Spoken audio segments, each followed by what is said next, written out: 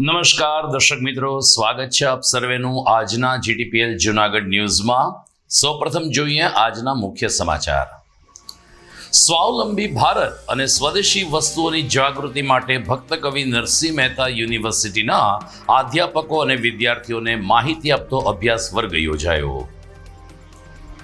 GMERS medical કોલેજમાં પ્રવેશ મેળવનાર વિદ્યાર્થીઓ રેગિંગનો ભોગ ન બને તે માટે ડીનના નેતૃત્વમાં એન્ટી રેગિંગ કમિટીની બેઠક મળી।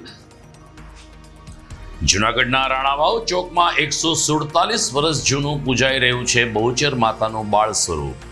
નાગર ગૃહસ્થે ગુરુજીની સ્મૃતિમાં બનાવેલ આ મંદિરમાં શ્રી યંત્ર સાથે આંગી સ્થાપિત થઈ છે અને આરોગ્ય કેમ્પ બ્લડ કેમ્પની સાથે 25 વર્ષથી સાથે રહેતા સાસુ અને પુત્રવધુના સન્માન જેવા દાખલારૂપ આયોજન વચ્ચે સોરઠિયા પ્રજાપતિ સમાજ ઉજવે છે નવરાત્રી મહોત્સવ।